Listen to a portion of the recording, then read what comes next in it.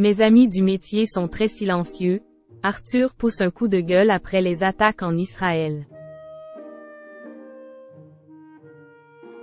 Gros coup de gueule pour Arthur. L'animateur vedette de TF1 reproche à de nombreux artistes de refuser de dire leur soutien à Israël après les attaques menées par le Hamas contre le pays. Sur Instagram, l'animateur a dit sa colère et son incompréhension.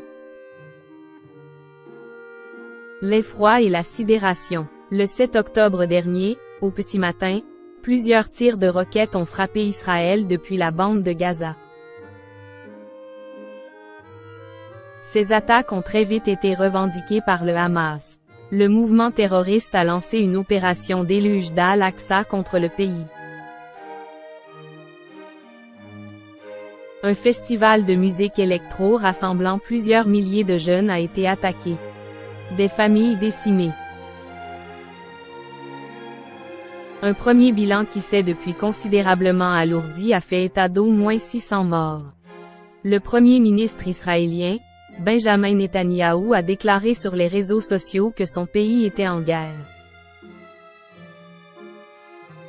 En France, Emmanuel Macron a pris la parole pour condamner les attaques terroristes sur le territoire israélien.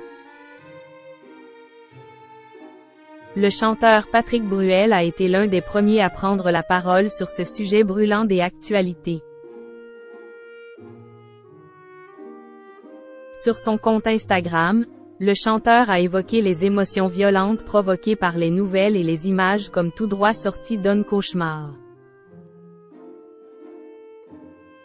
Horrifié par ces images de terreur et de haine aveugle. Soutien aux civils israéliens confrontés à la violence terroriste, a-t-il indiqué. Tout comme lui, le chanteur Amir et Arthur ou le comédien Gérard Darmon se sont emparés de leurs réseaux sociaux pour dire leur effroi. Mais preuve que jusque dans l'Hexagone le conflit israélo-palestinien divise, le comédien a remercié les 2000 followers qui avaient décidé de se désabonner après son message de soutien à Israël. Votre silence les tue une seconde fois.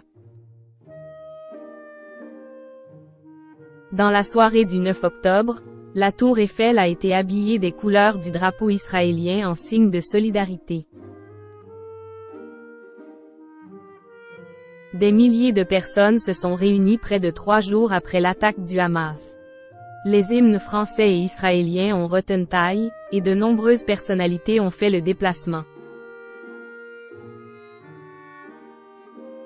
Parmi eux, l'animateur Arthur qui a cette nuit laissé exploser sa colère sur les réseaux sociaux. Dans une story, le mari de Mareva Galanté a diffusé une photo d'une famille israélienne tuée par le mouvement terroriste. En légende, l'animateur a fait part d'une colère et d'une vive déception.